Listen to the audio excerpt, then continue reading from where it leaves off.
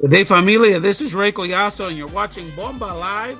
The show you've been waiting for. Thank you so much for joining us. I know people appreciate the good music in the background and are probably very intrigued by the picture, the opening image of the included former President Clinton and a woman most of you probably are not familiar with by face at least, but we're going to learn more about another legend, icon in our community that our very special guest is very connected to as part of the family and a big part of his personal story. You know, one of the great things as I get older, I don't know, get grown, I don't know what the prior term would be, but as life goes on, one of the cool things about life is that if you open yourself up to it, you develop more relationships, you gain friends, and you gain these relationships and these connections with people that even though no matter how old you get, you need to reinvigorate, to get inspired, to learn, to be mentored, and to build community. And so when this man and I started developing a relationship not too long ago, maybe less than a year ago, it became really apparent that there was a lot of synergy in kind of the direction we wanted to take our activism and, contribute to our communities. And as I've gotten to know our guest here on Bomba Live, the show you've been waiting for, it turns out not only do we have a lot in common, but he's got an incredible, not only personal story to share, but he's got an incredible family story to share, which we're hoping you get to learn and enjoy on this first of many appearances. My man sent me a bio earlier that we couldn't do justice by reading the whole thing, but needless to say, someone that's started his career as a presidential appointee of President Clinton, as a young lad, went on to a celebrated career in public service, entrepreneurship, and is now someone that's on the front lines of activism, is one of the key leaders in Boricua Activated, which we're going to learn more about throughout this episode. A new friend, a great friend, and someone that's come onto the show that wants to teach us some of his life lessons in leadership and in public service. I know many of you will be, we're going to be really going to enjoy listening to. One of my new homies, Jose Cruz. What's up, brother? How are you? That was a beautiful intro. Good. If your name is Jose Cruz, I know you ain't going to strike out much. I know that. So I know you're gonna make a lot of contact and connect with a lot of people on the show. Much respect to the legendary former Houston Astros left fielder Jose Cruz, who's still kicking, thank God, with us, and has now produced that family 3 generations of baseball players. His son was a very good player as well.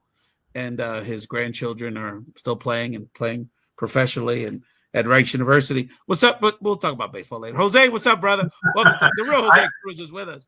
Welcome to the show, my man.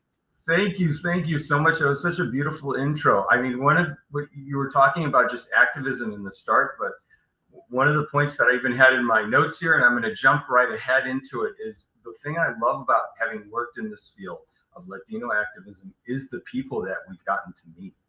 Like I one of the things that you're going to hear about in my story is how active we've been in the world of Latino appointees, and getting to not only witness history as a Latino appointee, getting to be on the sideline of seeing all these historic events, but also interacting with all of these amazing people.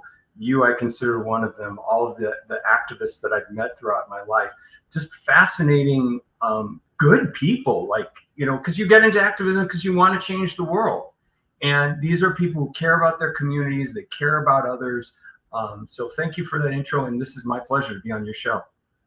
I put in the Chiron shout out the Grupo 21, which is the entity that brought us together, and our great friend Javier Cuevas and the rest of the Grupo 21 family.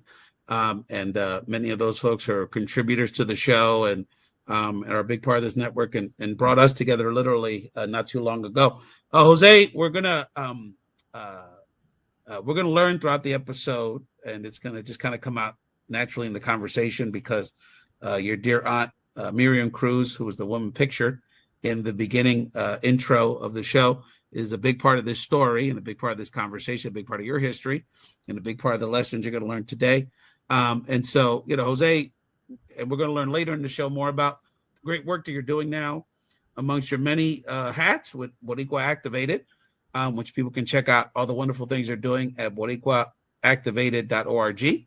and the great work you and Janice and others are doing to educate our community, mobilize them around civic engagement and leadership issues. But so that'll all come out in the conversation. We really wanted to focus on today in the context of when I met Jose and got to learn kind of this so much, even in our brief conversations, he's taught me. I said, well, Jose, this is why I have the show, is that I meet all these, to your point, I meet all these incredible people like you, especially in the Latino community, particularly in the Puerto Rican community, that aren't the big celebrities that we're mostly known for, but just the real earnest leaders that are bringing a lot of their talents to engaging our folks. And I said, well, I'd be selfish if I didn't share you with our network here at Bomba Live, and we encourage people to follow Bomba Live on YouTube and on social media to engage in these conversations on a regular basis with us. And so when we were talking about this, Jose, you said, well, I really want to come on the show to share some of these life lessons that I've had through entrepreneurship, through public service, through training, through being a preacher's kid, through being the kid of a broadcaster. And you and I share that. Maybe we'll talk about that later in the show, the whole Chicago-Philly connection. And so I thought that was a fantastic idea, because that's what we're about here. So we're going to incorporate all this and learn a little bit more about Jose through these conversations about life lessons. And so, Jose, the first lesson you want to talk about, which I found very intriguing and want to learn more about it, is this concept that you shared with me earlier about staying missional. So why don't we share with people what that means and kind of how do we think about focus as it relates to our leadership styles? I think when I say stay missional, and I've learned a lot of this from activism, and I'm going to give the historical context and I'm going to give my own personal context. The historical context around this that I've always used to explain to people was Martin Luther King and the Montgomery bus boycott. And the reason that I've used that, and I'm going to tout on this being true, was when the boycott took place, there were many civil rights groups that were in that area saying, this is not our, we don't just have one issue that we're concerned about. They said, we have issues of police brutality. We have issues of lack of education for our communities. The Black community in that area was having tons of problems, as they were throughout the United States. And King came in as he was organizing the group, and he goes, I understand all of that, but right now we are going to fight segregation on buses, period. And that lesson is the lesson that I've used throughout my life, because I've often seen in working especially in activism, is that we are interested in forming alliances, and we are interested in working with other groups. And there are many groups that, for example, in the arena of social justice, that have alliances that are together, but they are after different goals. And organizations can often be sidetracked when they are not missional, focused on the single goal that they are focused on. And I saw this when I did my work in Immigration PAC around 08, 09. I started the first federal political action committee for comprehensive immigration reform. This was the time of McCain-Kennedy back in the day. That's our picture there. Now this picture is fascinatingly historic in the current context. Yeah, thank you for bringing it down there. This is at the newly built Trump Tower in Chicago. And it was, to my understanding, the first major event that they held in their ballroom. So think about that in how weird history is. This was 2009, correct? Correct, Jose? Yeah. 2009. Okay, so this was the beginning of the Obama era. Yep. Trump was not considered, but the irony of that, the irony of that. Janice is there, and other people that many people know. Janice is there. You have right behind Janice is Isai Morales, the actor. Isai helped us incredibly throughout all of this. He's the villain in the new Mission Impossible. Great friend, wonderful humanitarian. There's also, oh gosh, there's tons of. I'm not going to go through everyone. No. That's a who's who. That's a historical picture, there's no doubt. Yeah, so this was at that event. And anyways, when we started the PAC, our focus was on funding candidates for comprehensive immigration reform, period. That's what we were doing. But in order to, as you're building an organization, you have other groups that are interested in social justice issues. You make friends along the way, and they will come to you and they'll say, well, oh, you need to be involved in, and I'm trying to remember what the issues were at the time, but, labor rights, GLBTQ issues. There were tons of different, many concerning issues of the day. And I would tell people, we are not gun control PAC. We are not poverty PAC. We are immigration PAC, period. And this is going to be our focus because people unite behind you regarding affinity. And if you are going all over the place, to be quite frank, you're wasting people's time. And we're all busy, and especially when you're encouraging people to volunteer their time, you don't want to sidetrack them off into different issues. So that was my first one, kind of a life lesson, is when you're doing something, you need to be missional. You need to be 100% focused on what brings you together as a group of people, and what is your affinity that you want to push the needle on.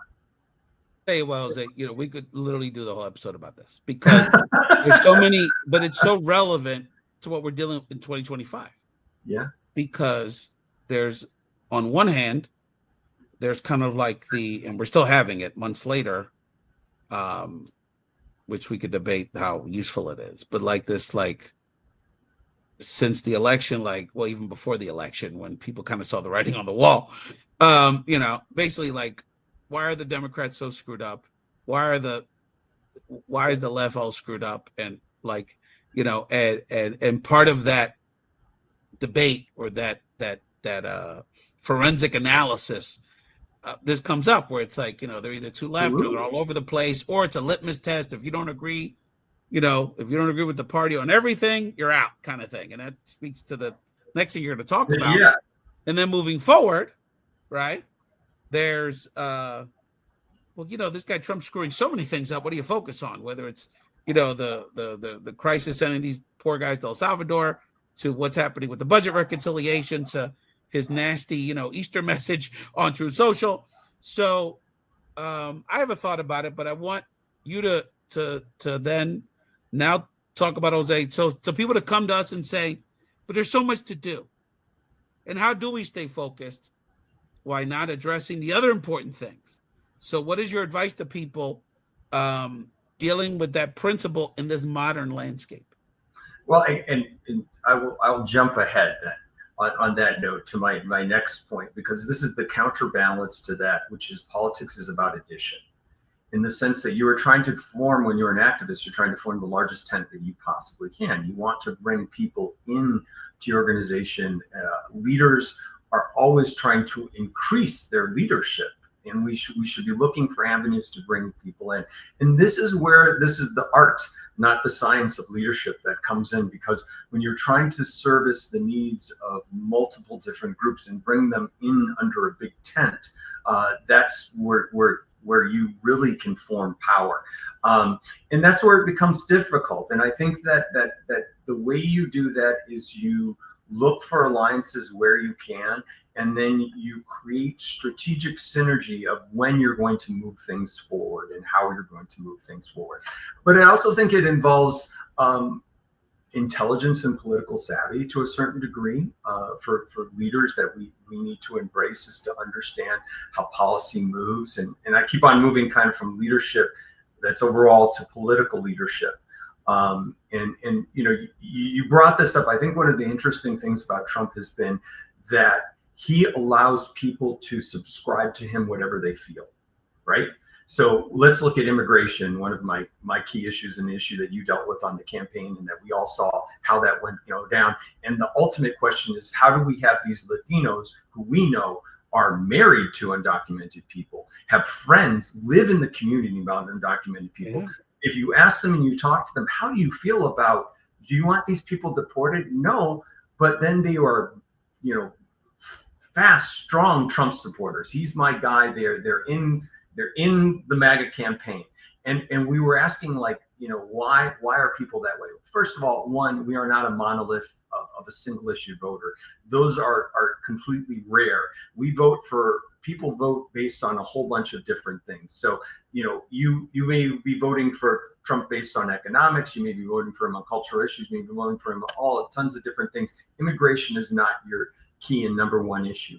However, that being said, there were a lot of people who voted against their self-interest in this election. And we saw it right afterwards, where there were people who were like, oh my God, my friend got deported.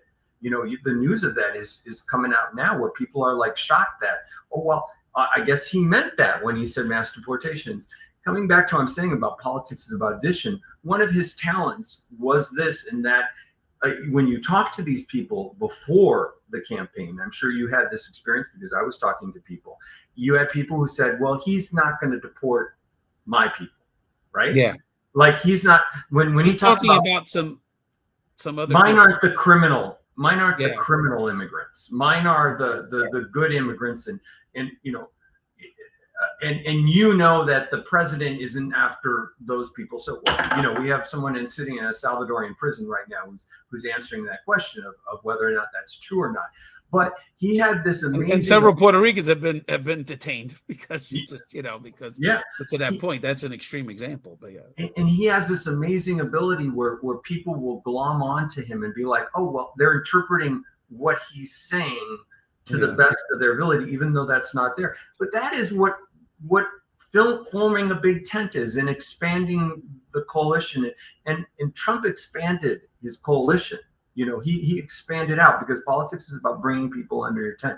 I'm not trying to say well, obviously I'm saying it's not good, but I'm giving an example of how that is used in a negative way. Well, that was I mean, look, that was a key to his, there's some analogies to Obama, because with Obama, because frankly, people liked him and wanted to like him, that because of his distinct persona, is that a lot of people, it's similar to Trump in that I think a lot of people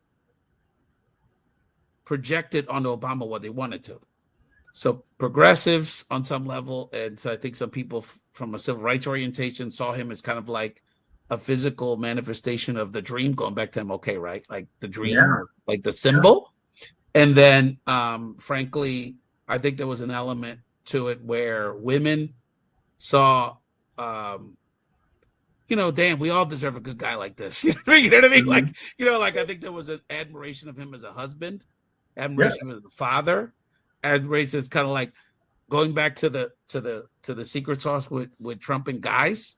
Guys, I think at that point, that's kind of guy I'd be in a fantasy football league with. Obama. He was like, cool, So fast forward to Trump, he played off, and we don't talk about this, I think, in this context, but there was a spike in crime in the United States post-COVID, but that was mostly related to COVID, in terms of like, not necessarily immigration or the spike in immigration on the southern border, but because people, particularly in certain communities like Philadelphia, which was one of the ones that got where the spike was one of the most pronounced, he played off that sense from people that they wanted safety in their community. And so even though the boogeyman in this case really wasn't the newer immigrant population is not statistically the cause of those issues, but it gave people a focus. So the fact that he was addressing a concern they had, a feeling they had, they projected on him that he could, even if he doesn't have the right solution, at least he's working on something that I visually care about. Whereas Democrats oftentimes try to justify intellectually, well, actually, crime's going down if you look at it this way and that way and this way. So, so there's definitely some analogies there to actually both public figures. I'll tell you a great Philly story that I have to do with this, which was really a revelation in the last several months. So, Boricua Activated, we do civic engagement training, and one of our across the country, but one of the places where we do it is Esperanza Academy there in Philly. And I was teaching about a month ago for about 2 weeks in Philadelphia, and we went in and we're speaking with high school seniors, right? And we're talking, it's Northern Philly. We're talking to high school seniors, and we went into this class, and when we're talking about civic engagement, generally we're thinking about activism, right? Because we're thinking about crime in our community, immigration always comes to mind, gay rights issues, all of these issues that have been civic issues throughout our lifetime. And so when we start our class and we're with high school students, we get them to do like mock civic engagement exercises, and they have to pick a topic that they're interested in. So we come into class and we started talking about, well, what are you interested in? What do you care about? Some people are talking about safety, lack of access to health care, labor issues with their parents getting fired and not being paid or anything like that happening. And a young man in one of the classes, I was like, what do you care about? And he looked me straight in the face and he said, I care about generational wealth for my family. And I go, interesting. I go, so what are you interested in? And as I talk with the young men especially, I realized that one of our affinities was the fact that I've been an entrepreneur, and I am lucky enough to have been in the cannabis space, which is this new, emerging frontier. And what are young people interested in these days are these new emerging frontiers. So the group that we wound up forming for this exercise was all young men, high school seniors, and they took on crypto. And while we were talking about crypto at a certain point in time, I said, well, you guys need to study crypto. And I told them, they were like, well, do you invest in crypto? I go, heck no, I don't invest in crypto, because I don't invest in anything that's not a tangible asset. And I said, but I'm smart enough to realize, as we should as a country realize, that this is the future, and where there's enough people who are interested in this, and there are many pros to crypto. So I could rip crypto for the rest of the day, but there's also many pros to crypto. But if we recognize that this is the future, there are billions, trillions of dollars involved in this. We as a nation need to first address it. And if you're a candidate, you need to be saying, we need to look for solutions for this, because what is the problem right now? Because the kid I keep on calling him a kid, the young man who wound up, we have them tell a personal story as part of activism. We say, what is your personal story? Why do you care about this issue? And one of the young men said, he goes, I was ripped off with crypto. And I was like, well, that's the issue right there. But this is an issue that they care about, which is about generational wealth. It's about money, very money focused, as they should be. And our party did a shame with that. Whereas you have Trump, who's got the public image of being this great entrepreneur, even though, we all know the truth when we look at what's happened to his casinos and almost every other business that he's run, which has gone bankrupt and been in these terrible conditions. But he has that image after all the years of The Apprentice. He is. There's a reason why, and I'm going to use a weird reference, but this is my nerdism here. There's a reason why Daredevil, the new show of Daredevil, has the Kingpin, and that figure of the big, tough, strong businessman. What do I want to do? I want to help you make money. We lost that. And in doing that, that's just a political example of not adding where we could be adding, because we didn't need to say crypto is horrible, we don't trust it, because there's trillions of people who are using crypto right now. And whether we like it or not, we're going to have to solve this problem. The next generation is going to have to solve that problem. And it really was a wake up for me, because I've been in the cannabis industry and advocating for it for the last decade. Because I felt, I was like, I'm being a little bit hypocritical about this, because I was in an industry where many people were like, oh no, we got to just keep that shut down. Don't do anything. Right. Like, a lot of stigmas. A lot of stigma behind it, and it was a reality that we're going to have to learn how to regulate this on a national level, and we're going to have to move forward with these issues. If we're not addressing that, we are not adding to our core. We're actually subtracting from the people who can be involved in us. So that was a leadership lesson right there. Yeah, shout out to the Ortiz family that own Midnight Greens, one of our New Jersey-based cannabis dispensary. So I want to give them a little love and hopefully connect you with them, Jose, at some point. We got to do a show on cannabis. It's I tell people that it's one of the top 3 or 4. Shout out to Vanessa Maria Graver, was one of my co-hosts. That's a cannabis activist. activist journalist, and she's really kind of my go-to and brings people together. Yeah, we'll definitely do it with her and the Ortiz family. But it's just funny because it's one of the 3 or 4 topics that gets the most interest when I do it. So we need to do more. And actually, I need to find the right people to do the crypto thing, because I don't feel like, because to your point, it's like these simple things, like Trump just acknowledges it. Yeah, it's important. Let's engage. He doesn't promise nothing. He's not doing anything really. Well, he is, but let's engage with guys with the MMA stuff. He just shows up. Mm-hmm. He doesn't say anything. He just sits in the front row. He waves to the guys. So if you're a Latino guy, you're a black guy, you're a young guy, you're trying to hustle in life, you're trying to make some money. Look, we all get caught up in rich kids, quick schemes. It was, in one era it was these pyramid marketing things, and now it's crypto. But they're trying. They see this stuff. It's exciting. It looks cool. It is kind of cool. It's different. It's edgy. It's rebellious. A lot of attracts guys, especially Latino guys that are looking for a way to support their family and move up in the world. And they see one person that acknowledges it and acknowledges their cultural mores like MMA. Yeah, and we why are we running from that? I mean, that's a thing. That's one of the aspects of Trump, and I don't want to give accolades to Trump, but I want us to I think to be smart, to move our society to a better direction. We have to understand why he's been successful, and part of it is that I think he appeals. I shouldn't say I think he appeals to the direct aggressiveness, the business acumen that is America.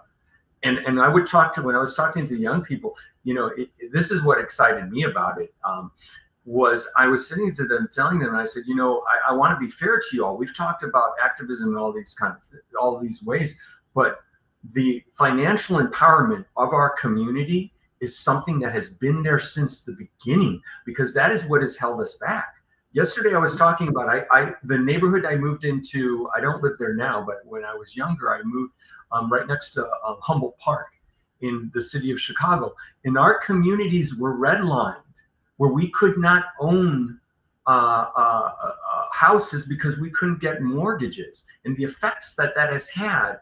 And those were political issues for us to solve, to go after and seek power for. So the fact that we have a new generation that is hyper-focused on making money for their family is something that we should not be ashamed of, but we should embrace, because that is our responsibility, our first and foremost responsibility, mine at least, is to my family, as is for all of us. Right, that's right. No, and that speaks to and you're going to come back, Jose, because there's a lot of conversations we need to have. Shout out to my buddy Edwin Desamore, that kind of is my go-to to have these conversations about how we support and mentor young men in our community, which are increasingly falling behind, relatively speaking, to the women in our community for education. And education leads to economic opportunity. That's how this works. So, and that's causing a lot of within our society issues that we're seeing across the board. And that's impacting our politics. Jose, before we take our first break, I did want to go back and share a thought about the state missional piece that you referred to earlier. I wanted to give one last bit of advice to our activists out there and I'm the one that's guilty of it, because I worry about so many things. But to Jose's point earlier around staying focused on your mission and your focus, the reality is nobody can resolve everything. So understand that whatever your focus is, you're making a contribution to the greater good.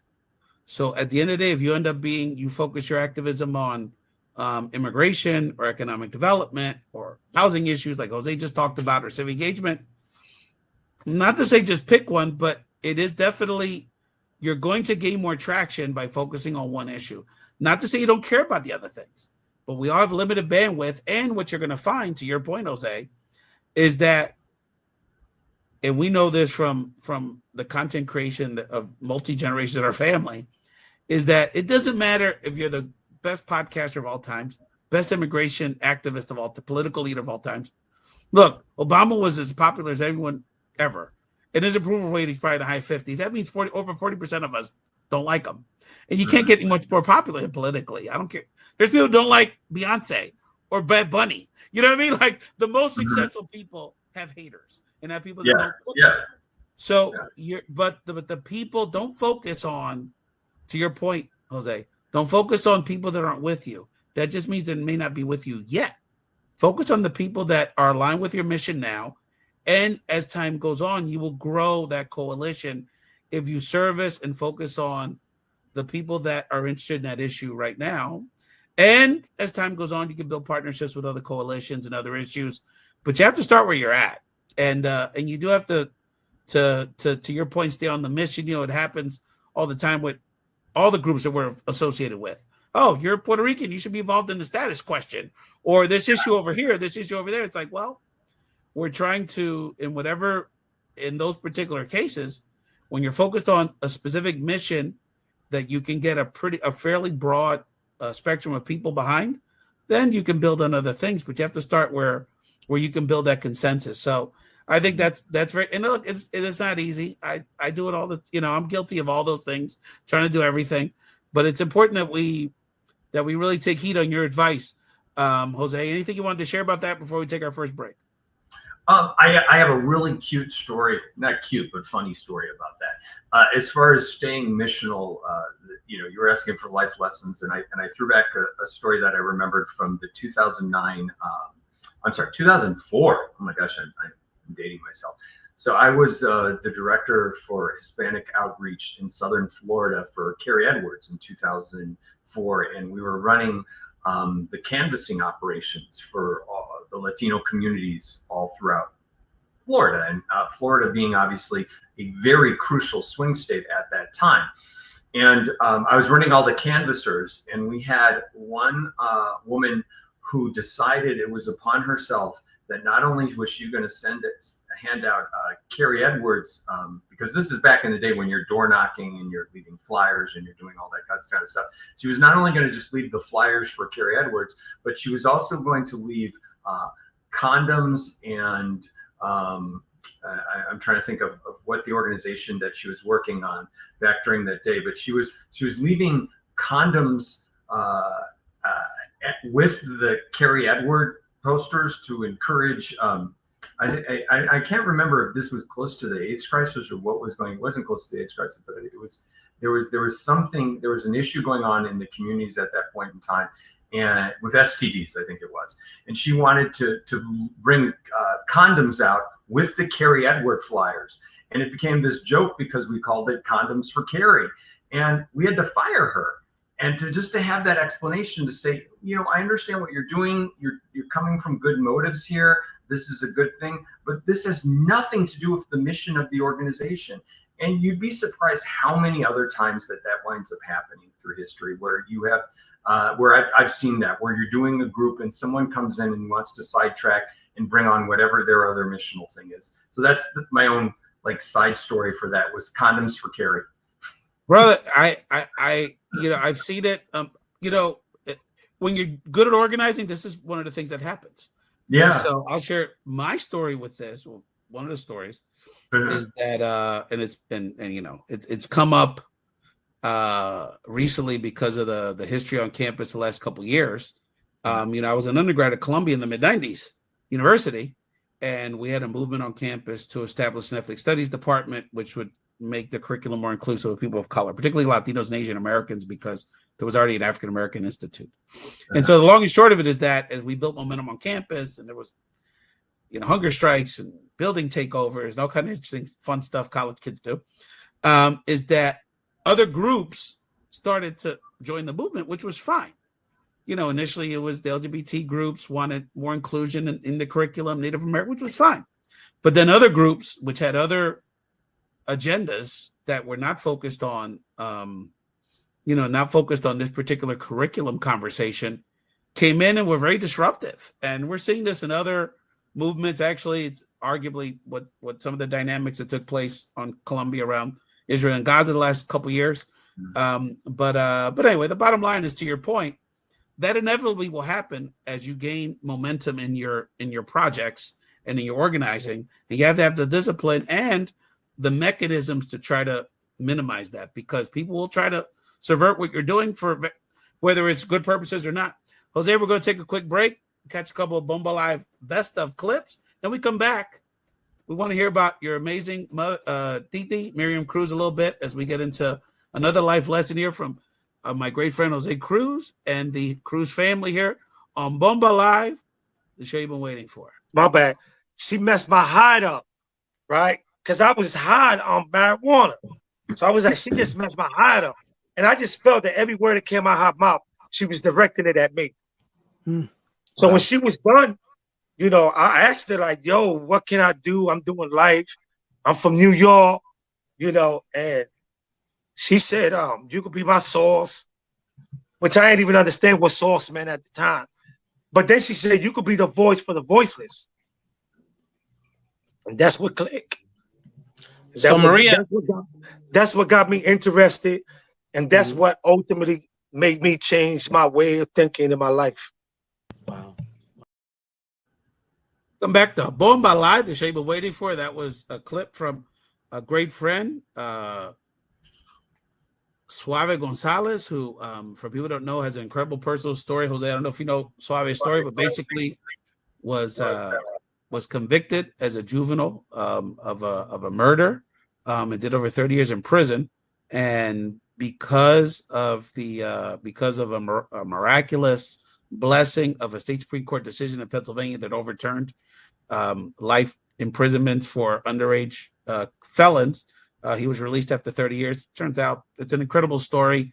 And because of his relationship with Miriam Cruz, the acclaimed journalist that's in the clip, he was able to tell that story, and this decade story of fighting for his life incarcerated and being an advocate for other juveniles in the criminal justice system. And because of his relationship with Maria, parlayed that into a Pulitzer Prize winning podcast about his life. And so he just came out with another podcast. So definitely check out sort of season 2. So definitely check out Luis Suave Gonzalez, his great friend, North Philly guy, and someone that is an inspiration, got multiple master's degrees in prison. And what he's done, brother, talk about a guy that made lemonade out of lemons. And just a lot of love for Suave. So I want to show this picture, brother. And, you know, can I just say something to that? Yes, please. That is another thing why I love, and we started at the get-go, why I love being in activism and working around people like this, is that most good activists are coming from some place of pain, in that they have experienced something that has made them an activist. For my aunt here, and I can just start, you know, please let people know who this wonderful woman is, brother. So this is Miriam Cruz, and I'm going to share her story.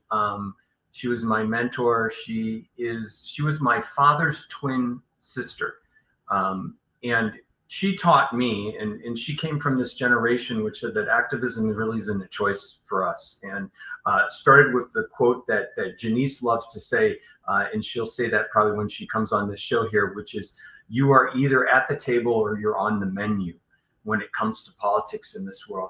And Miriam was her mentor, was my mentor. My mother passed from cancer when I was in my early 20s. And Miriam came in and kind of shepherded me through the latter extent of my life, but also in my career as well, because I worked with her. So let me share who Miriam Cruz was, because I think she's someone who she said to me, and this, when I often start talking about her, I say it this way. She would always say, the only reason that we study history is to learn from it the lessons that we can use to push us further. And I love to use her story of someone who came from the island, born in Naguabo, Puerto Rico. She graduated high school at 16 years old. Eventually migrated her and my father here to Chicago, Illinois in the late 60s. And she began her career in activism working for an organization called Campfire Girls, which was similar to like the Girl Scouts of the day here in Chicago. She was recognized because she was working within the emerging Latino communities, the Mexican community on the south side, the Puerto Ricans on the north side. And she was picked by Mayor Richard J. Daley, who is the father. And if you want to know anything about democratic politics, you should know who this man is. Not only that, right there to know who he was, but talk about, you know, and this is where I think, even myself, I got some of my, going back to that politics is about addition. This is a great example of a leader who looks at the climate, sees the climate changing, and says, no, I'm not going to fight against that. I'm going to bring that in. This was a time in which the city of Chicago, the Latino communities were expanding.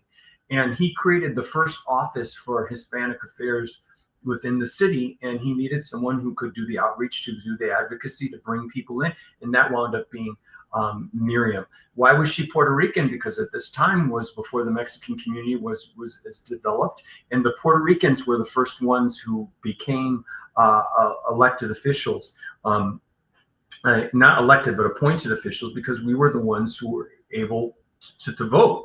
Yeah, a lot of people, just to your point, a lot of people don't realize, well, first of all, the rich Chicago Puerto Rican history, and that's one of the things you're going to help us with the shows, eh? Mm-hmm. But yeah, that's right, because before it was even comparable. We were kind of like that pioneering Latino group in Chicago in many ways.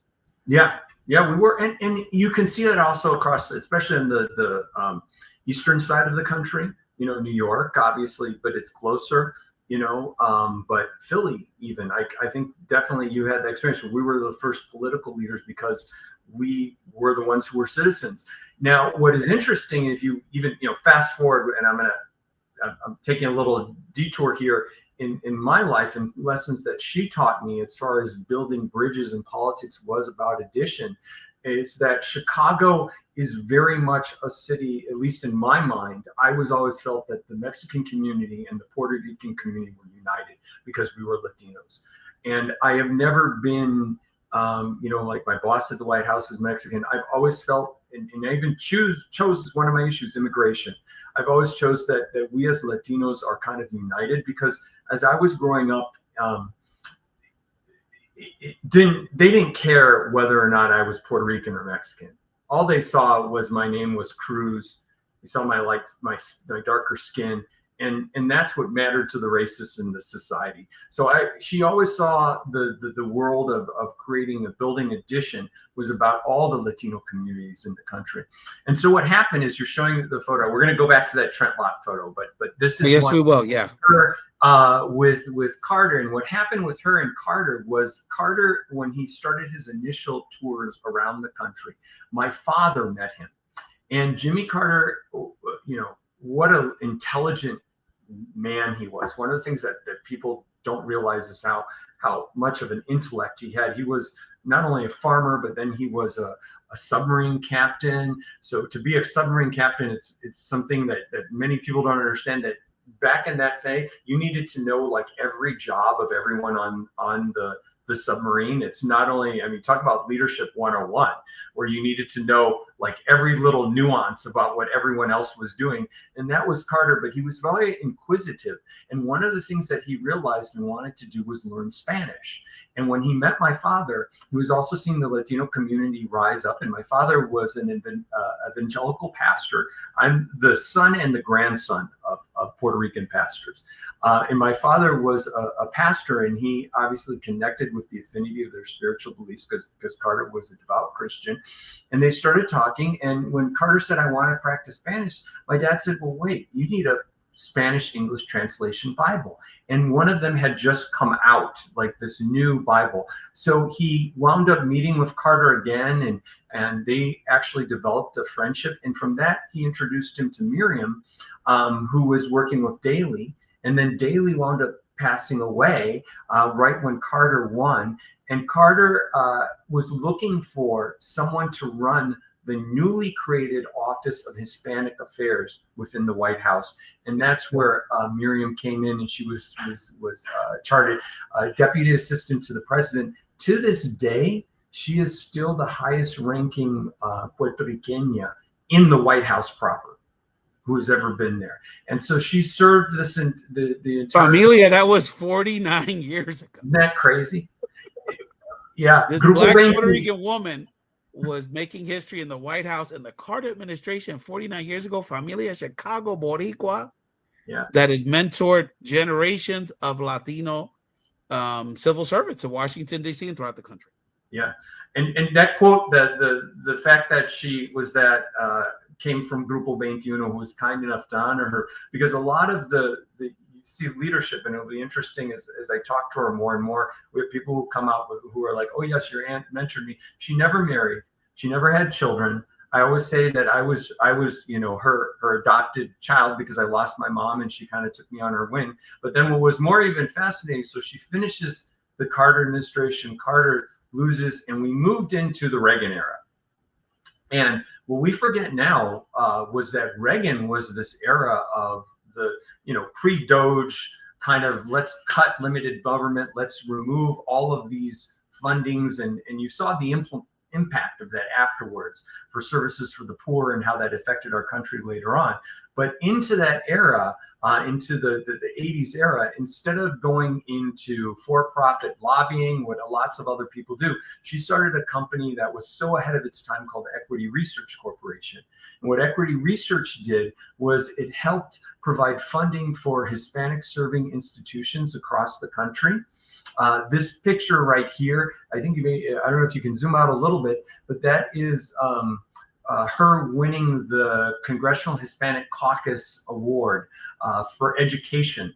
The Congressional Hispanic Caucus Award is kind of like the highest award our community gives out to Latino leaderships. Behind her is, I believe that's Congresswoman Riggle, right? Behind her.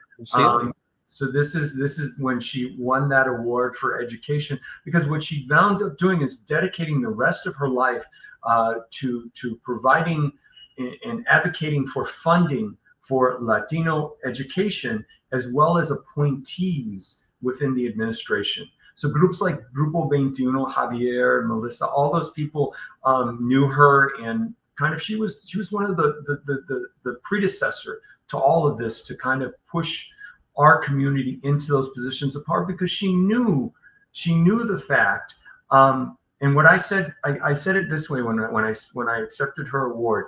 My aunt and I are two people who shared a common beauty, which was that we got to work in the White House doing Hispanic affairs, which in itself is an honor. At least I believe it's an honor to be able to serve your community, especially at that level. And she instilled in me that desire, that, as well as that respect that we have of being in those positions. But we were also two people, and I remember the day, and I can't go into details of this, who because Miriam told me this. She said, I sat through meetings where people in the White House have publicly said to my face, nobody cares about Puerto Rico. And part of her advocacy of having our people in these positions is to change that, is to make sure that we are not forgotten, that we are at the table, that we are taken care of. And so that was her life mission.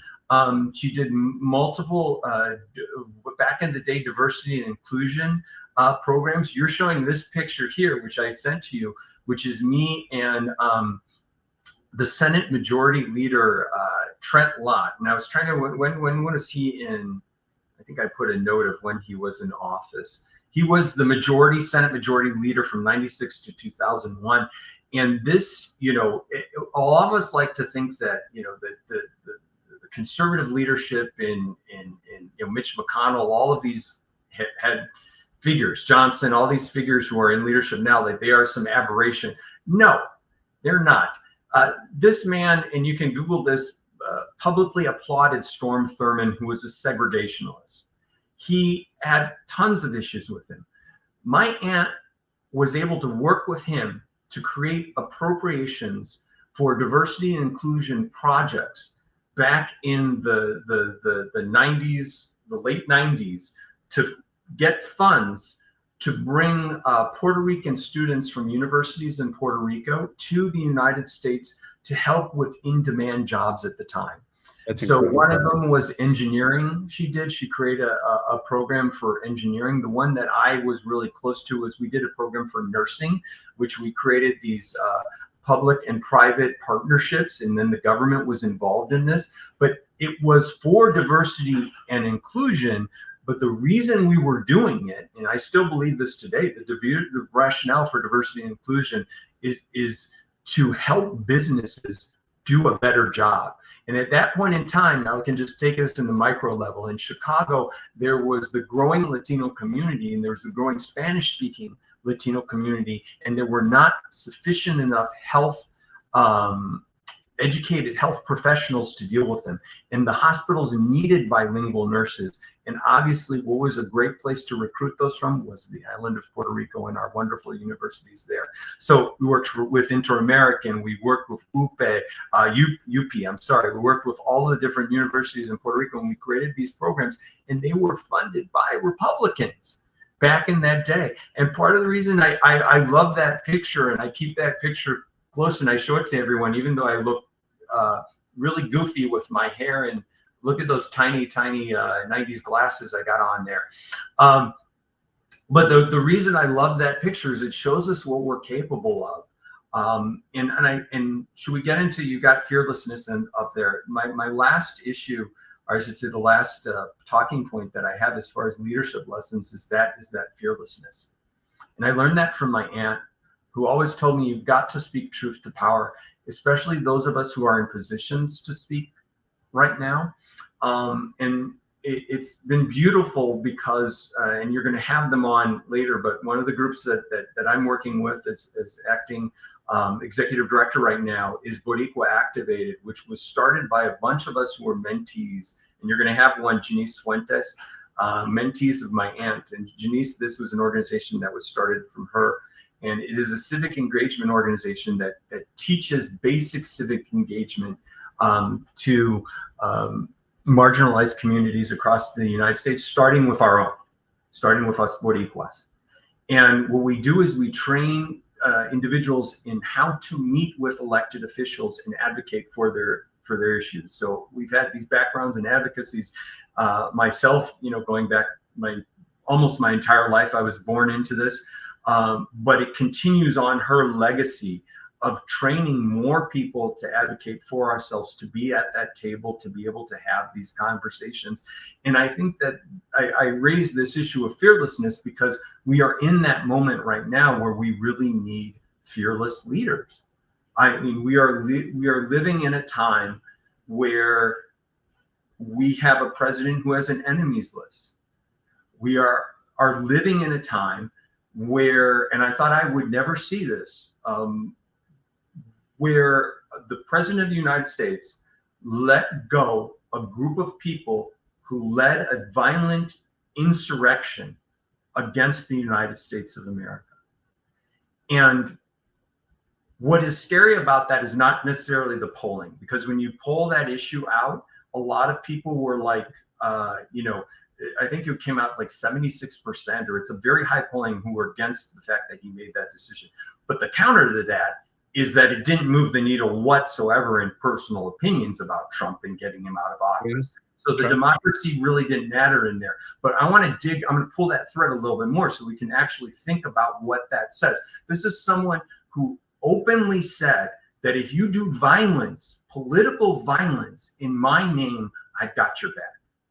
Right. And that has created this chilling effect where people are almost fearful. And thank God for Harvard. Thank God for some of these organizations who are in positions to stand up and say no. And we need to be fearless in this time. And those of us who can speak need to speak out about these things. We need to speak out about immigration. And I feel like I'm continuing on my aunt's legacy by training this next generation on how to do this in the same way that she trained me.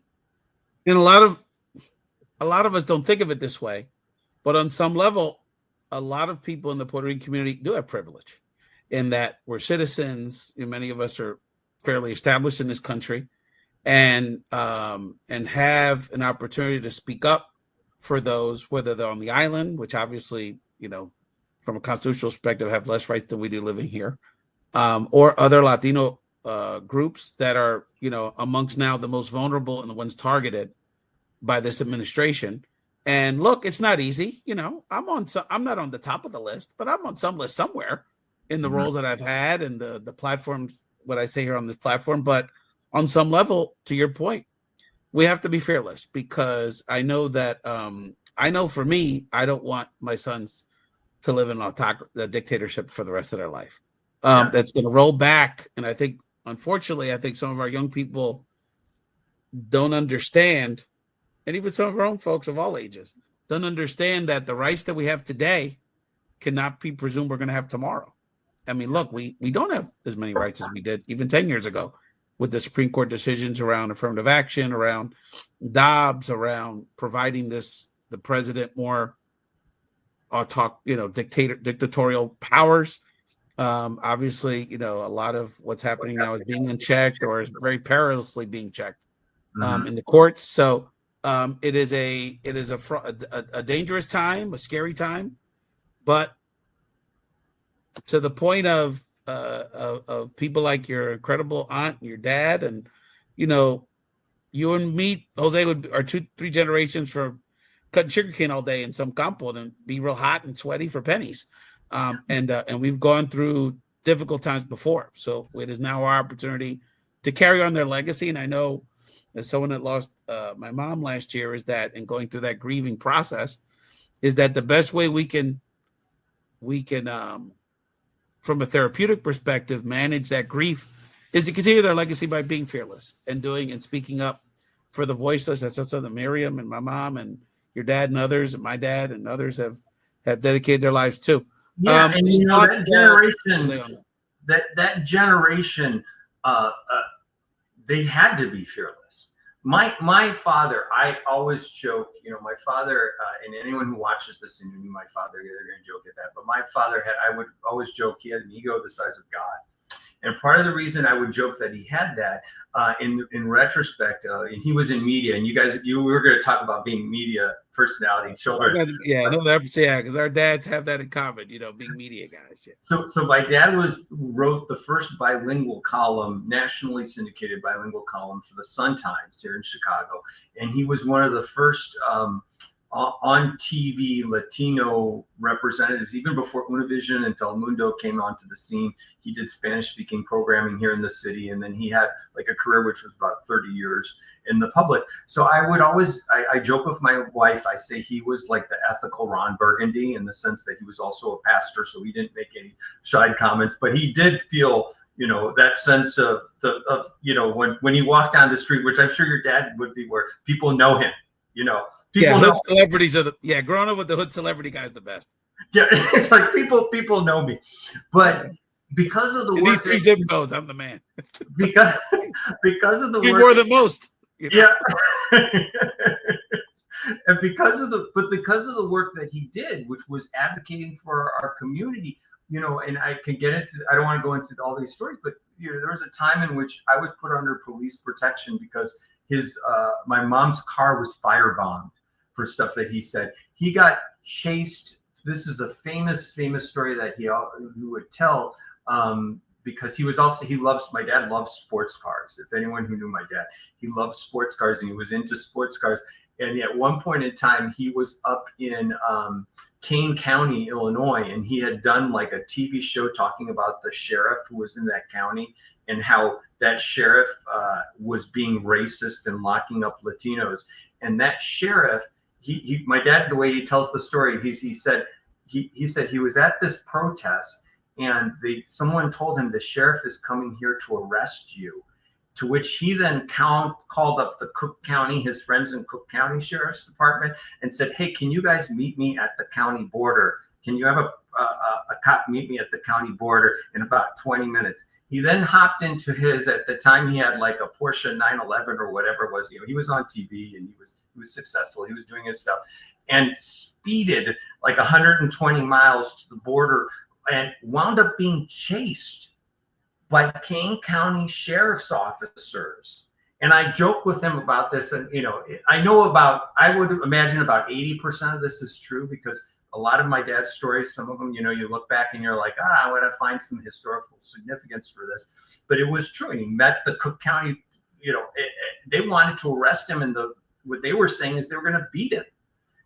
So the fact that you have to have that moment to speak truth to power for our community, that comes from our parents and from those older generations who instilled that in us, to be fearless. But it's so critical.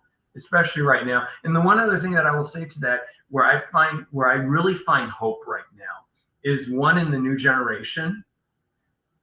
Just brilliant. You know, that's one of the things that I've enjoyed with Boricua Activated is I get to work with high schoolers. I get to work with young people and just talk to them, and just seeing not only the love that they have for our island, which you're seeing that like reemerge, this new return to Puerto Rico kind of. I've met many educated professionals who I'm like, well, what are you going to do with your career? And they're like, oh, I'm going to become a doctor. I'm moving back to Puerto Rico to help our people.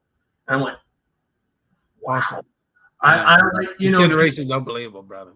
So one of the things that I also tell people, and this is me putting on my pastor's hat again here, is that we need to be fearless in this moment in time, but you are not alone. Like, look at those marches that are going on right now. Do you think that we live in a country that was founded on the middle finger to tyranny? Like, we are people who want to live free. We do not want to live in a police state. And I believe the majority of people, and you know this from the polling that you see on immigration, the polling on immigration doesn't match like the reality of what Trump is saying. The majority of people do not want to deport families. They do not want to deport the hardworking people there. They still want what we were fighting after in 2009, which is comprehensive immigration reform. So there's other people with you there, and when you speak out, they come around you, and that's part of building coalition. Yeah, that the inspiration of this new generation of Puerto Ricans, and the fact that you just said, you know, it's underreported in the media, but there's millions of people protesting all the time about around different elements of what's happening, and of course, you know, the most we care the most about the most vulnerable in this process. Not only the obvious example of our immigrant brothers and sisters that are dealing with some horrific situations, particularly those men that were sent down to El Salvador, but you know, just kind of like living in fear. And also, you know, I mean, the people that could lose their health care, they're talking about cutting Head Start. There's lots of things on the chopping block that we need to protect for the next generation. Jose, it's been a wonderful episode. Let people know where they can connect with you, and anything you wanted to share about Boricua Activated or anything else you're working on. Yeah, so I would say go to boricuaactivated.org there. You can follow us on all of our social media. My own, you know, you can contact me directly through that. My own, if I'm going to plug something of myself that's going to be completely personal, I'll plug my artwork. You can find me on Instagram at Jose Cruz Art on Instagram. That's my public thing, and I'll plug that. And my artwork is not political. It's kind of where I go to find solace from all of this kind of stuff. Yeah, we need those things, you know. I tell people that you know, I thank God for sports in my life, because it's always been a lot of fun, and that comes from my grandfather, and that's a whole other set of history for another time. But you know, that you know, it's a great escape, and it's actually talking about addition, and obviously being a Philly guy, you know, with the Eagles and our extraordinary success recently. Go Birds! Go Birds! Yes. Yeah. Congratulations. It might literally be the last thing in our society that brings people together the way it does across all the spectrum. So I think not only I think I got more into it than I even would have, but I think a lot of people locally, I could say locally got into it because it's one of the last places we could kind of be together and let all the other stuff go.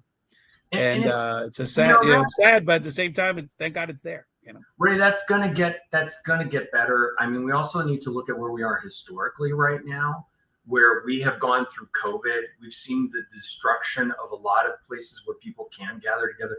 The church has declined for good or bad. You know, there's a lot of bad things that the church has done, but I've also grown up in the church and seen beautiful things that the church has done.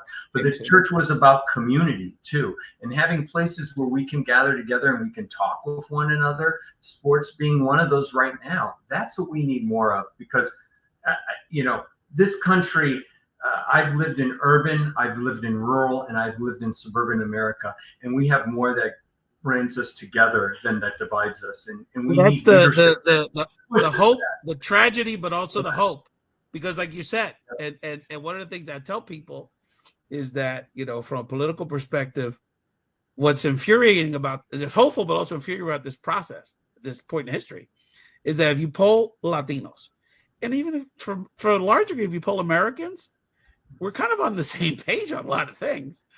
Totally. We have been from but they have Trump and the right have still, you know, I guess you could argue the extreme left at times too, but that have used these wedge issues to divide us. And unfortunately, we have to get back to bringing people together and being fearless. Jose Cruz, brother, thank you so much. We're going to continue to support Boricua Activated. The Janice and the rest of the Boricua Activated family is going to be on a future episode, and you're going to keep coming back. You got to come back and talk about being a preacher's kid and a radio TV guy's kid and the cannabis stuff, and get Vanessa and our other friends on here to talk about that. And so you have a lot to share with us, brother. And it was such a wonderful gift. Thank you. To be able to share a little bit about your family's history, particularly your aunt Miriam, and such a blessing to kind of elevate her legacy and her historical presence in our community. So, you know, we do it for Miriam, and we do it for the people that paved the way for us. Thank you, brother. Thank you for joining Bomba Live, the show you've been waiting for.